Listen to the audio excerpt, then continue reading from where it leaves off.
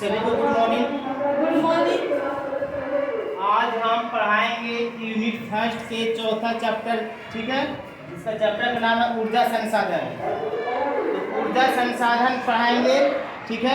आज इसमें थ्योरी बता देंगे, इसके एक वीडियो और बनाएंगे, उसमें उसका प्रश्नोत्तरी करवा देंगे, ठीक है जी।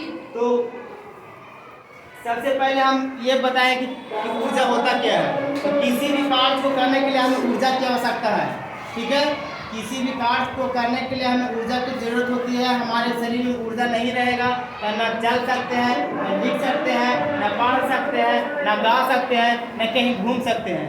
यानी किसी भी कार्य को करने के लिए ज़्यादा नहीं बोलना है, किसी भी कार्य को करने के लिए हमें ऊर्जा की आवश्यकता होगा, ठीक है। तो ये ऊर्जा जो है जो कालांतर से ही उसका उपयोग होते ही आ रहा है। आज उसका स्टैंडर्ड थोड़ा चेंज हो गया है। पहले ऊर्जा जो होता था औद्योगिक क्षेत्र में तो लकड़ी से किया जाता था, कोयला से किया जाता था, इस प्रकार बहुत सा पेट्रोलियम से किया जाता है। लेकिन ये ऊर्जा होता है जो मुख्यतः दो प्रकार के होते हैं, एक होते हैं नवीकरणीय, दूसरा होता है अनवीकरणीय, जिसको बोलते हैं परंपरागत, एक होता है गैर परंपरागत, इसी का नाम है दोनों का, ठीक है। तो नवीकरणीय को भी क्या बोलते हैं, अपरंपरागत, और अनवीकरणीय को बोलते हैं गैर परंपरागत, ठीक है। तो नवीकरणीय क्या होता है, अनवीकरणीय क्या होता है। तो नवीकरणीय पहले अनवीकरणीय समझते हैं। अनवीकरणीय होता क्या है। अनवीकरणीय ऊर्जा से जो भी हम लोग मिलता है उसको एक बार हम उपयोग कर लेंगे, दोबारा उसका उपयोग नहीं कर पाएंगे। जैसे कोयला है, कोयला को एक बार हम लोग अगर उसको हम जला लेंगे दोबारा कोयला हम लोग को नहीं मिल पाएगा। पेट्रोलियम है, पेट्रोलियम को हम लोग एक बार यूज कर लेंगे दोबारा हम लोग पेट्रोल प्राप्त नहीं कर पाएंगे। उसी प्रकार है प्राकृतिक गैस है, यदि गैस को एक बार हम यूज कर लेंगे, उपयोग कर लेंगे, दोबारा हम लोग को नहीं मिल पाएगा। ये से इसको बोलते हैं अनवीकरणीय बोलते हैं, इसको बोलते हैं परंपरागत। एक होता है गैर परंपरागत, जिसको बोलते हैं नवीकरणीय। उसमें क्या होता है कि एक बार यूज करके थोड़ा बार बार यूज कर सकते हैं, उसका सोर्स कभी समाप्ति नहीं होता। जैसे होता क्या है कि मान लेते हैं कि हम लोग सूर्य के उष्मा से, गर्मी से हम लोग क्या होता है सौर प्लेट के माध्यम से हम लोग प्रकाश ऊर्जा से विद्युत ऊर्जा में बदल लेते हैं, तो ये सोर्स जल्दी समाप्त नहीं होगा। फिर है कि जल विद्युत, तो जल विद्युत होता क्या है कि बड़ा बड़ा डैम बनाया जाता है, ठीक है। तो डैम बना के पानी को इकट्ठा किया जाता है, उसके बाद पानी को हाइट से ऊपर से पानी को गिरा के और टरबाइन को घुमाया जाता है, जिससे बिजली बनता है। तो पानी का तो हम उपयोग किए हैं, लेकिन ये कहीं समाप्त, पानी समाप्त नहीं होगा। हम एक बार बिजली बना लिए तो पानी सब समाप्त हो गया। सिर्फ पानी का हम लोग का काम सिर्फ इतना किया है कि हम लोग उसको टरबाइन घुमाने का सिर्फ काम किया है। फिर पानी को ऊपर से गिराए हैं, सिर्फ टरबाइन को घुमाए हैं, बिजली बन गया, ठीक है। तो अभी भारत में जितना भी बिजली बनता है ये सब ताप से ही ज़्यादा अधिकांश बनता है। ताप विद्युत होता है जिसमें कोयला को जलाने से 60% के आसपास है, जो भारत में ताप विद्युत से ही बनता है। इसमें कोयला से ज़्यादा बनता है, फिर पेट्रोल से बनता है, और जल विद्युत हो गया, फिर पवन चक्र के माध्यम से ये से बिजली अभी भारत में काम बन रहा है, ठीक है। इसी के बारे में संक्षेप में बता रहे हैं। एक अभी बता दें कि नवीकरणीय क्या होता है, अनवीकरणीय क्या होता है। पहला चैप्टर में पढ़ा थे, जब संसाधन पढ़ा रहे थे तो उसमें भी हम बताए थे, तो फिर से बता दिए हैं। तो उसके बाद फिर हम इसमें पढ़ेंगे जो अनवीकरणीय संसाधन है, उसमें हम लोग पढ़ेंगे कि कोयला।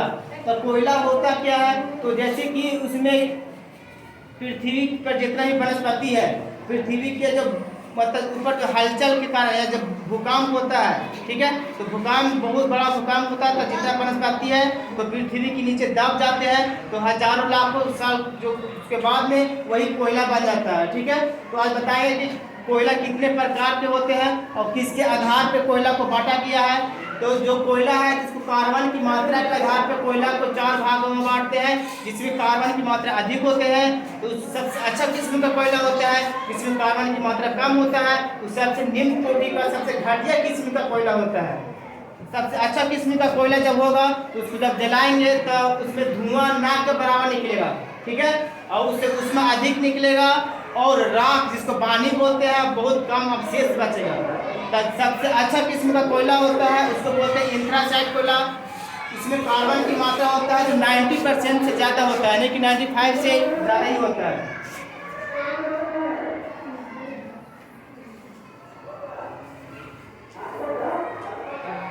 इसमें एंथ्रासाइट प्रकार का जो कोयला है इसमें कार्बन की मात्रा होता है 90% से क्या होता है, ज़्यादा होता है। उसके बाद है बिटुमिनस कोयला, इसमें है 80 to 90%। उसके बाद लिग्नाइट कोयला है, इसमें है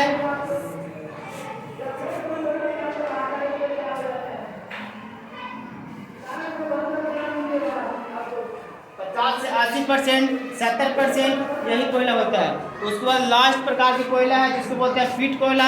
इसको बोलते हैं सबसे घटिया किस्म का कोयला, सबसे निम्न कोटि का कोयला है। इसमें कार्बन की मात्रा लेस देन 50%, 50% से कम होता है।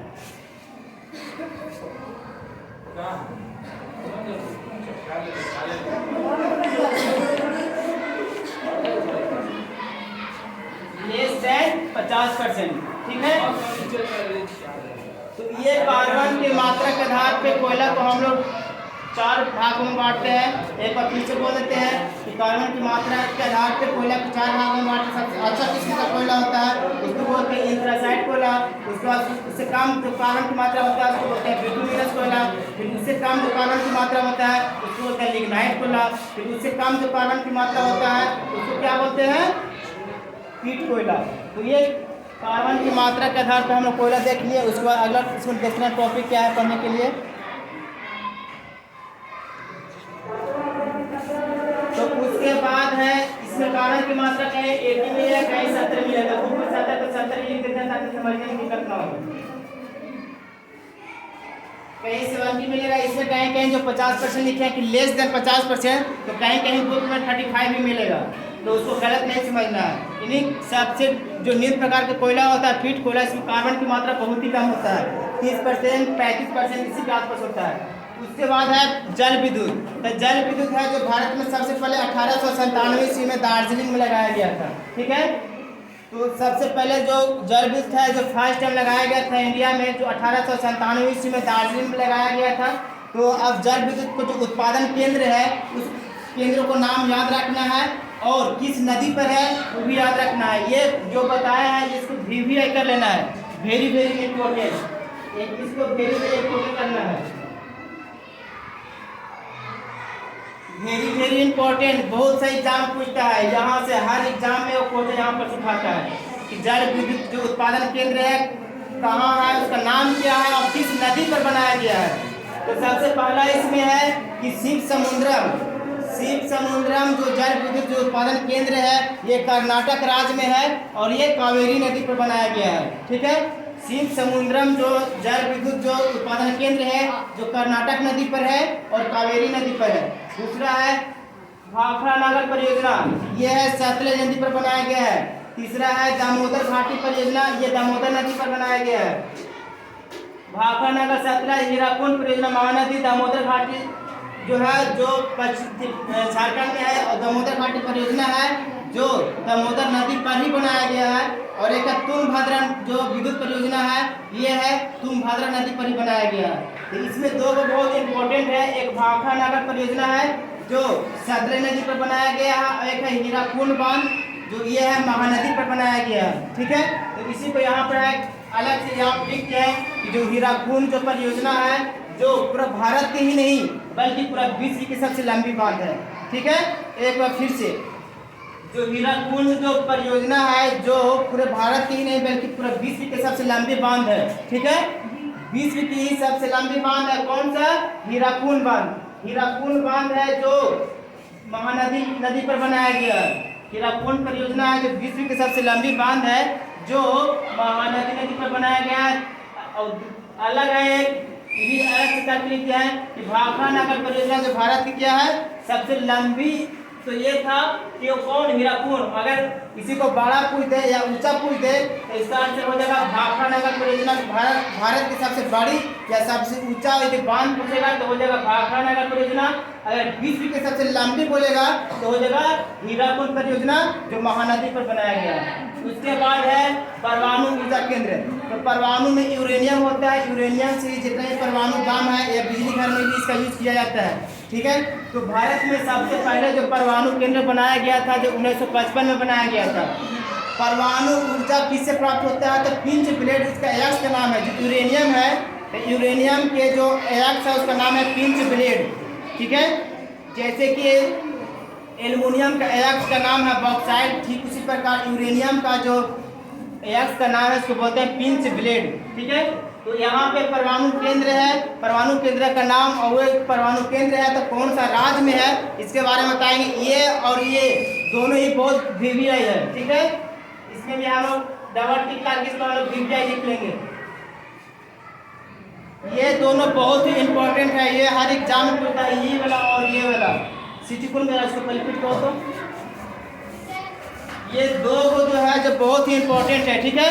इसको एकदम गांठ बांध के इसको याद रखना चाहिए, जैसे भी याद हो इसको हर हाल में इसको याद कर लेना है। ये हर एग्जाम में दोनों पूछता है। जैसे पूछा है कि महाराणा प्रताप सागर है जो परमाणु केंद्र है तो कौन सा राज्य में है, तो ये राजस्थान के कोटा में स्थित है। अगला है कलपक्कनम। कलपक्कनम परमाणु केंद्र कहाँ है, तो ये तमिलनाडु में स्थित है। उसके बाद है नरौरा। तो नरौरा के जो बिजली जो परमाणु केंद्र है ये कहाँ पे है, तो उत्तर प्रदेश में है। उसके बाद है काकरापारा। तो काकरापारा जो परमाणु केंद्र है ये गुजरात में स्थित है। उसके बाद है कैगा। तो कैगा कर्नाटक में है। एक है कूडमकुलम, ये भी तमिलनाडु में है। ये सब परमाणु केंद्र है। तो इस सब परमाणु ऊर्जा केंद्र को सभी को याद रखना है, ठीक है। तो ये दोनों को बहुत अच्छा से याद रख लेना है। इसको एकदम समझो दिमाग में इसको छाप लेना है, कॉपी में नहीं। कॉपी में तो छापना ही है, इसके साथ साथ ये दिमाग में भी इसको छाप लेना है। जब हम टेस्ट लेंगे यहाँ से भी क्वेश्चन हम डालेंगे। यहाँ पे हर एग्जाम में क्वेश्चन पूछा गया है, ठीक है। अभी कुछ दिन पहले एग्जाम हुआ था स्टेट का, उसमें भी यहाँ से दो क्वेश्चन यहाँ से आया था। तो ये बहुत इंपॉर्टेंट है, इसलिए सही इसको याद रख लेना है, ठीक है। उसके बाद है ताप विद्युत। तो ताप विद्युत जो होता है यहाँ से जैसे कोयला से बनता है, पेट्रोलियम से बनता है, और क्या चीज़ से बनता है, प्राकृतिक गैस से बनता है। इससे हम लोग को ताप विद्युत बनता है। इसमें सबसे ज़्यादा जो ताप जो विद्युत जो अभी हम लोग पंखा देख रहे हैं, जो पंखा जो चल रहा है ये बिजली से चल रहा है, और बिजली बन रहा है तो सबसे ज़्यादा भारत में कोयला से ही बनता है, ताप विद्युत से ही बनता है। कोयला को जलाया जाता है, उससे बिजली बनाया जाता है, ठीक है। उसके बाद संरक्षण का टाइम कैसे इसको हम लोग संरक्षण करेंगे उसके बारे में बताएंगे। उसके बाद है गैर पारंपरिक स्रोत, ठीक है। तो गैर पारंपरिक स्रोत उस स्रोत को बोलते हैं जो अक्षय होता है, मतलब एक बार उपयोग करने पर दोबारा भी हम उपयोग कर सकते हैं, ठीक है। जैसे इसमें है कि पवन ऊर्जा हो गया, सौर ऊर्जा हो गया, भूतापीय ऊर्जा हो गया, ज्वारीय ऊर्जा हो गया, और बायोगैस हो गया। ये सब है जो गैर परंपरागत हो गया, ठीक है। इसी का दूसरा नाम है नवीकरणीय स्रोत। नवीकरणीय को ही बोलते हैं गैर परंपरागत, ठीक है। अब उसके बाद लास्ट टॉपिक बता रहे हैं ऊर्जा को हम लोग संरक्षण कैसे करेंगे, ऊर्जा को हम लोग बचाव कैसे करेंगे ताकि अगली पीढ़ी तक ये पहुंच सके। होगा क्या कि जैसे हिमालय की कोयला ये लिमिट है, इसका खदान में लिमिट है, ये नहीं कि कोयला निकाल रहा है अंदर से बनते जा रहा है, ऐसा नहीं है। इसको एक बार हम लोग उपयोग करेंगे तो दोबारा उसका मतलब यूज नहीं कर पाएंगे, उपयोग नहीं कर पाएंगे, नष्ट हो जाएगा, ठीक है। तो इसको हम लोग को लिए क्या करना है, इसको कैसे हम लोग इसको संरक्षण करेंगे, बचाव करेंगे, तो उसके बारे में कुछ बता दे रहे हैं। तो हम जब संसाधन होगा तो उसको हम लोग विवेकपूर्ण उपयोग करेंगे। विवेकपूर्ण का मतलब ये हुआ कि हम लोग को जब ज़रूरत हो तभी हम लोग इस्तेमाल करेंगे। जैसे मान लिया कि ठंडी का मौसम है और पंखा का जरूरत नहीं है, हमें पंखा चला के छोड़ दिया मार्केट में घूमने चलिए, इससे मिसयूज हो रहा है। तो इसको हम लोग को विवेकपूर्ण करना है। जैसे कि पानी है, पानी की जरूरत नहीं है, मोटर चला के छोड़ दिए, पानी टंकी से ओवरफ्लो होकर बह रहा है। तो ये से हम लोग को संसाधन को संरक्षण कैसे करेंगे इसी के बारे में बता रहे हैं। जब भी हम लोग को संसाधन को संरक्षण करेंगे तो विवेकपूर्ण करेंगे, दिमाग से करेंगे। उसके बाद अगला पॉइंट है कि जब भी संसाधन के लगे कि ये समाप्त होने वाला है तो उसको दूसरा विकल्प ढूंढना चाहिए। जैसे मान लिया कि पेट्रोल से पहले गाड़ी चलती थी, उसका दूसरा विकल्प ढूंढा गया, CNG लाया गया, पेट्रोल इथेनॉल मिलाया गया। तो इथेनॉल मिलाने से होगा क्या कि जैसे कि पेट्रोल है तो उस पर आवश्यक थोड़ा कम होगा, और इथेनॉल है तो ये सब किसान से जो गन्ना होता है उसको जो खोइया जिसको बोलते हैं उससे फिर और भी जो भी है इसे से प्राप्त करके उसमें 20% इथेनॉल मिलाया जा रहा है पेट्रोल में, ताकि उसका निर्भरता कम हो सके। ऐसे हो है क्या कि भारत में पेट्रोल नहीं है लेकिन फिर भी हम दूसरा देश से मंगाते हैं, यहाँ पे जितना उपयोग करते हैं उससे ज़्यादा यहाँ पे खपत है, इसीलिए हम लोग जो पेट्रोल मंगाते हैं तो दूसरा देश से मंगाना पड़ता है। जैसे अमेरिका हो गया, रूस हो गया, कतर हो गया, बहरीन हो गया, ओमान हो गया, सऊदी अरब हो गया, खास करके गल्फ कंट्री है, वहाँ से हम लोग पेट्रोल को क्या करते हैं, आयात करते हैं। तो इसके लिए हमें दूसरा विकल्प ढूंढना चाहिए संसाधन के, क्योंकि अगर पेट्रोल खत्म हो जाए तो एकदम हम लोग निर्भरता उस पर नहीं रहना चाहिए। इसलिए क्या करना चाहिए, उसके बाद है कि बिना ज़रूरत का विद्युत का उपयोग हमें नहीं करना चाहिए। पिछले वक्त वीडियो बताएं कि जैसे कि फैन की आवश्यकता ना हो, कूलर की आवश्यकता ना हो, एसी की आवश्यकता ना हो, तो बिना यूज़ के हमें उसको ऑन करके नहीं छोड़ना चाहिए। इसी बिजली की खपत होगी। जब बिजली की खपत होगी तो कोयला ज़्यादा खपत होगा, पेट्रोल ज़्यादा खपत होगा, प्राकृतिक गैस ज़्यादा खपत होगा, जो कि इसका भंडार क्या है, लिमिट है। उसके बाद है कि खनिज एवं ऊर्जा को परंपरागत स्रोत के भंडारों को खोज करना चाहिए कि नया नया जो भी भंडार जो हम लोग नहीं खोज पाया है उसका हमें खोज करना चाहिए। इसी के साथ चैप्टर ये लगभग संक्षेप में बता दिए हैं, तो चैप्टर समाप्त हो गया है। उसके बाद क्या करेंगे, इसका प्रश्नोत्तरी वीडियो लंबा हो जाता है, इसीलिए एक क्लास और लेंगे जिसमें इसका प्रश्नोत्तरी है, ऑब्जेक्टिव प्रश्न, उसके बाद फिर शायद फिल इन द ब्लैंक है, खाली स्थान पकड़े, उसके बाद हम मिलान करने के लिए और जो भी जो प्रश्नोत्तरी है उसका एक वीडियो और लेंगे, उसमें इस चैप्टर को समाप्त कर देंगे। अगर वीडियो पसंद आए तो लाइक कर दीजिएगा और नहीं समझ में आए तो 1 बार 2 बार 3 बार देखने का प्रयास करेंगे। बाकी फिर मिलते हैं नेक्स्ट वीडियो में, तब तक के लिए अपना ख्याल रखिएगा।